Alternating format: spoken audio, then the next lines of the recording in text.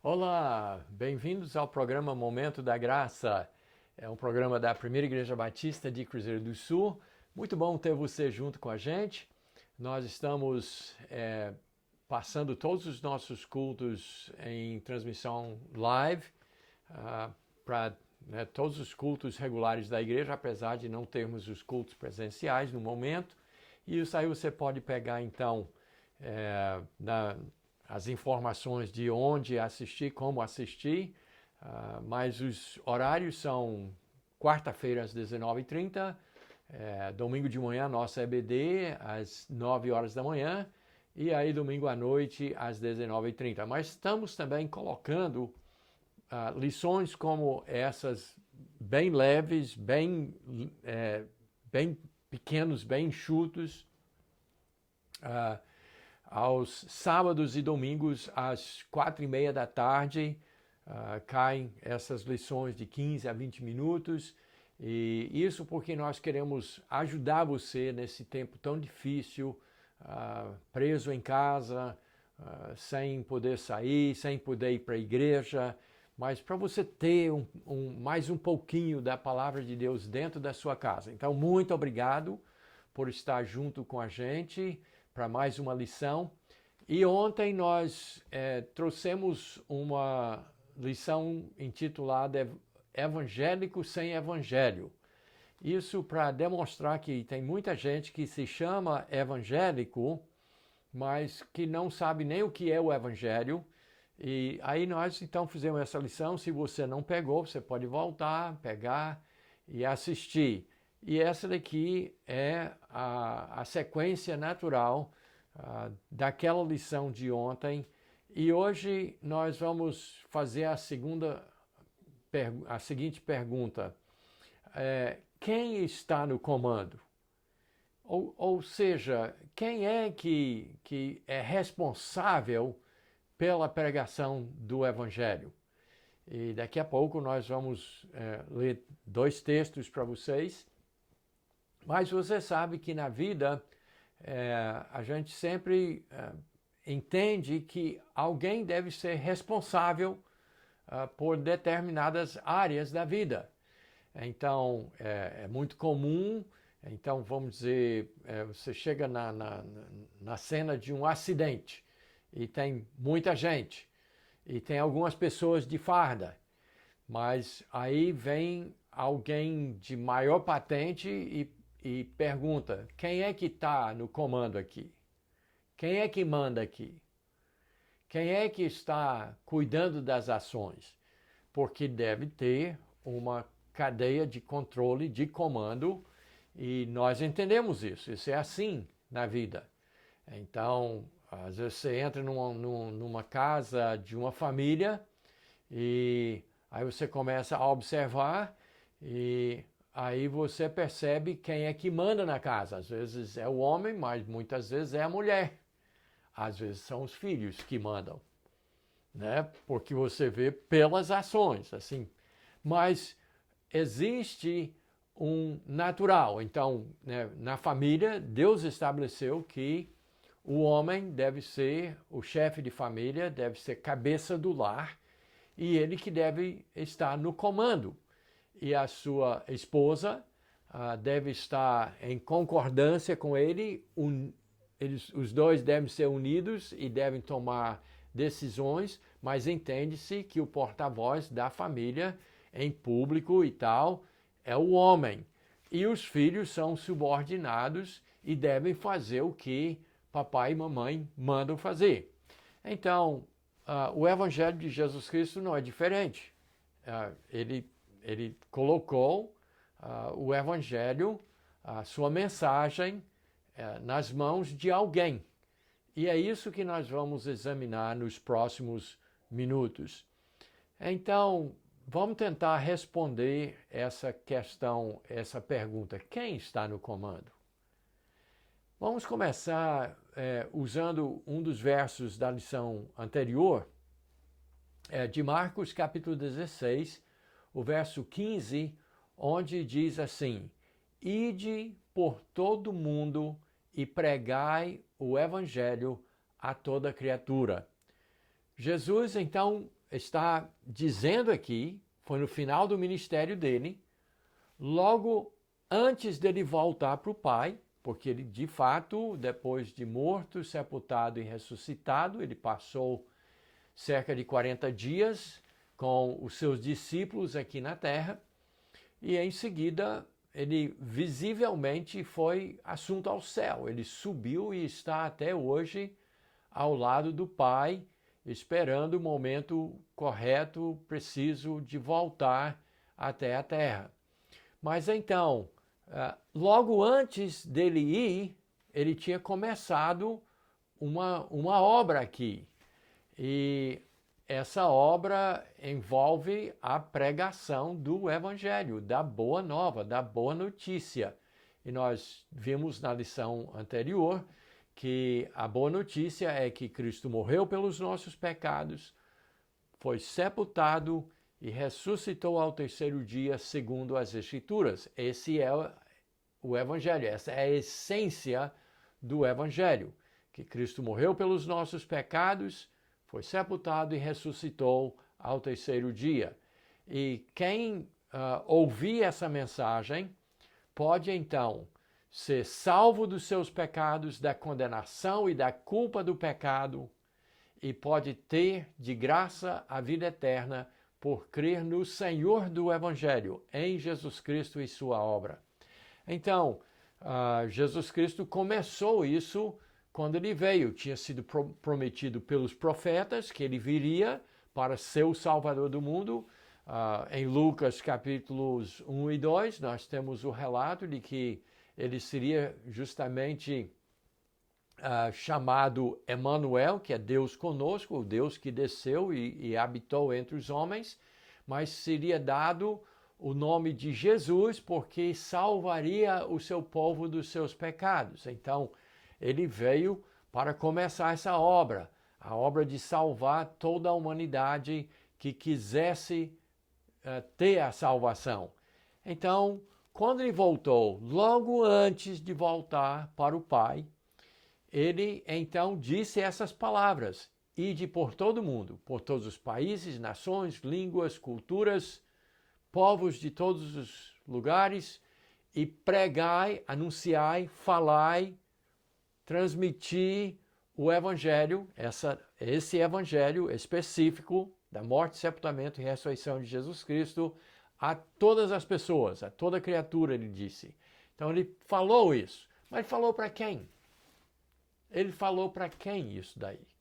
É isso que nós precisamos saber, porque ele sabe muito bem da natureza humana, porque ele é o criador do ser humano. A Bíblia diz que nada do que foi feito se fez sem ele. Todo ser que existe, existe porque ele é o criador, ele é o Deus que se encarnou. E daí então ele conhece a nossa natureza, ele sabe como nós somos e como nós funcionamos, porque ele nos criou assim. Então, quando ele deu esse mandamento, essa ordem, ide por todo mundo e pregai o Evangelho a toda criatura, lá de Marcos 16:15, ele não deu assim geral, ele não jogou assim: ei pessoal, vai aí, prega o Evangelho. Não foi assim.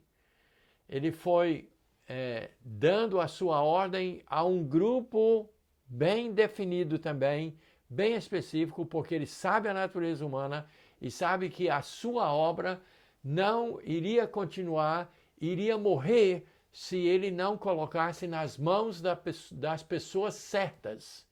Então ele chamou um grupo específico.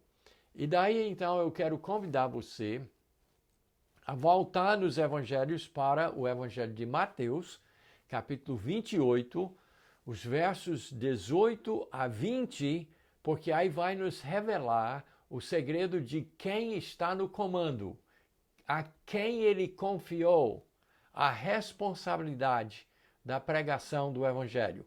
Então, abra a sua Bíblia, é Mateus 28, versos 18 e 20, e leia comigo.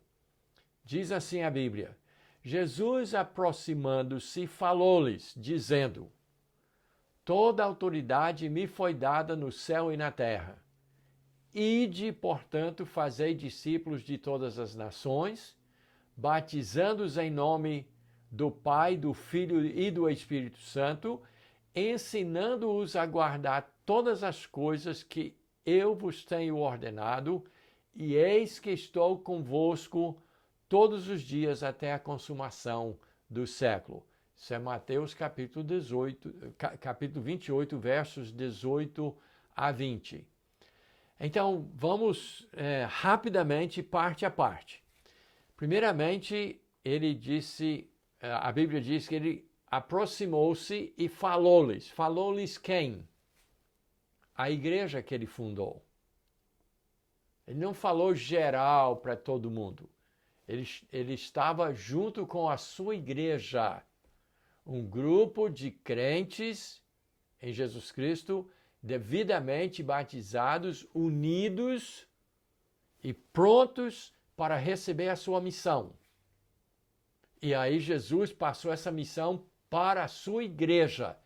Não foi para os apóstolos eram membros da igreja, mas não era para os apóstolos como indivíduos, não era para pastores, não era para bispos, não era para indivíduos e nem para outra organização, mas só e unicamente para a sua igreja. E a igreja a Bíblia define, a igreja é um corpo, é um ser vivo, é um ser local, é um ser organizado, um ser unificado e que pode realizar coisas. E por que isso é importante? Porque a missão é importante, o evangelho é importante, é a mensagem mais importante para toda a humanidade. E efetivamente, quando Jesus continuou aqui, ele repetiu as palavras que Marcos nos deu de uma forma mais sintetizada. Mas aí ele elaborou um pouco mais quando ele falou aqui no Evangelho de Mateus, diz que vocês devem ir a todas as nações e fazer discípulos, ou seja, pregue o Evangelho para que as pessoas se convertam, se batizem, sejam ensinadas, e eu vou estar com vocês até o final dos tempos. Eu vou acompanhar vocês. Mas ele disse isso no momento de sair da terra, de voltar ao Pai, e ele falou uma coisa interessante aqui, preste atenção. Ele disse: toda a autoridade me foi dada no céu e na terra. Jesus é onipotente, ele tem todo o poder, toda a autoridade. Mas a sua igreja, ele passou a autoridade para uma missão, a missão de pregar o evangelho. Então ele deu isso para a igreja. Agora, por que para a igreja? Por que ele não só jogou assim no ar? Pessoal, eu vou embora, eu estou voltando para a casa do Pai. Agora, eu quero que vocês aí, preguem o evangelho. Fale para todo mundo o evangelho. Se ele fizesse isso, você acha que o evangelho seria pregado no mundo inteiro? A todas as nações? Não. Não, por quê? Porque o ser humano não funciona assim. Permite-me um exemplo dos nossos filhos. Quando uma mãe, talvez com 3, 4, 5 filhos, entra numa sala e a criançada está brincando com um montão de coisas, e brinquedos, e livros, e coisas espalhadas por tudo que é lugar. Se a mãe entra na sala, ela diz assim: pessoal, limpa a sala. Ela sai e quando ela voltar em 15 minutos, meia hora, como é que vai estar a sala? Vai estar do mesmo jeito. Não vai acontecer a limpeza se ela só joga essa ordem de forma geral. Pessoal, limpe a sala. Você mesmo sabe. Se você estiver numa reunião, numa festa de aniversário ou de família, qualquer coisa, se alguém disser assim, gente, antes de sair, limpe aí a área. É limpo? Não é. Você tem que dar ordem para alguém especificamente. Você tem que olhar no olho e dizer, você está no comando. É você que vai fazer. E o ser humano faz como? São indivíduos unidos, colados, fazendo a obra juntos em um esforço coletivo. É assim que todas as grandes coisas acontecem no mundo. Não é? Eu sei que tem grandes heróis e tem grandes personagens e pessoas que fizeram grandes feitos na história da humanidade. Mas as grandes obras são feitas quando os seres humanos se unem em grupos organizados. Então Jesus Cristo sabe isso da natureza humana. Ele sabe que ele só dissesse, pessoal, pregue o evangelho a toda criatura, não seria feita a obra. Então ele convocou a sua igreja e olho no olho, aquele grupo de homens e mulheres, e disse, vocês vão levar a minha mensagem a todas as pessoas, a todas as nações. E assim tem sido até hoje. Tem tido tempos difíceis. Durante a Idade Média, a igreja sufocada, escondida em cavernas, em florestas da Europa e em outros lugares, perseguida inclusive por outras pessoas que se chamavam cristãs e por reinos. Foi muito difícil, 1000 anos de muita dificuldade, mas a igreja sobreviveu a tudo isso, a igreja que ele fundou, e a igreja hoje, a igreja de Jesus Cristo é que é chamada para pregar o evangelho. E quando eu digo igreja, eu não estou falando de um grande ser universal, uma coisa nebulosa, porque isso, se fosse assim, o evangelho também não seria pregado. O evangelho é pregado por igrejas locais, grupos pequenos e grandes, de bandos de crentes unidos, ligados, fundidos em um só corpo, que entendem, nós somos encarregados, nós estamos no comando para levar o evangelho de Jesus Cristo a todas as nações. Para isso existe a PIB e outras igrejas. Nós entendemos que se for só jogado geral, não será pregado o evangelho a toda criatura.